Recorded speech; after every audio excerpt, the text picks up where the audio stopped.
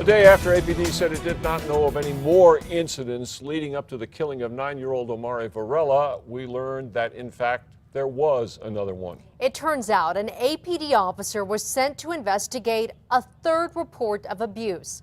The officer in this case did write and file a detailed report. Here's News 13's Tina Jensen with what we've discovered. That mother caused that child's death. We've heard lots of finger pointing and pledges to get to the bottom of one powerful question. Why didn't anyone do more to save Omaree Varela from being kicked to death by his mother last December? Now this. APD told us yesterday they didn't know if they'd had other dealings with Omaree and his mother Cynthia. Today they suddenly found another report, this one from Christmas Eve 2012, when a worker at a cell phone store called police to report he saw Cynthia Varela Casals slapping Omaree and punching him in the stomach. The officer talked to the store employee, interviewed Omaree and his mom at their apartment, and had a paramedic check the boy. He also looked at the store surveillance video but said it was too grainy to see what happened. So we decided there wasn't enough evidence for a child abuse charge. But the officer did do something important.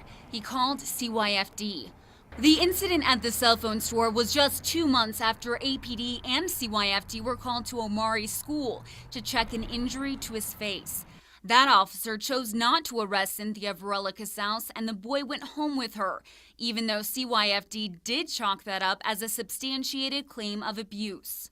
So now the question is, did APD alert the officer in the cell phone store incident about the school incident? So far, APD is not answering. Then there's this. 2 officers were sent to the family's apartment last June after Omaree's mother and stepfather were recorded screaming at him for 20 minutes on a disturbing 911 call. Did APD alert those officers that there had been 2 other abuse calls in the prior 8 months? The department's not talking about that either.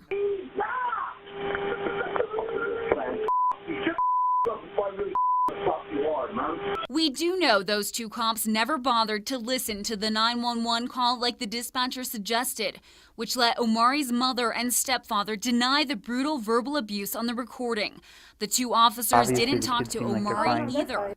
What they said as they left made it clear they had no idea what was really going on. You guys, you seem like good family, decent family. I appreciate you being honest. Tina Jensen, KRQE News 13. Now, CYFD told us tonight they did look into this latest instance reported today, and they said their findings of this in their investigation were consistent with the findings of APD. Now, one of the most disturbing parts of that lapel camera interview with the parents is that they admitted to telling Omaree they wish he'd never been born. But as you just heard, the officers still told them they seemed like a good family, then never wrote a report or contacted CYFD. Those officers are now on paid suspension. They're also being investigated by Internal Affairs, along with 3 other officers for their handling of the Omaree case. It appears that the officer who handled the incident at the cell phone store did everything he was supposed to, and he is not in trouble.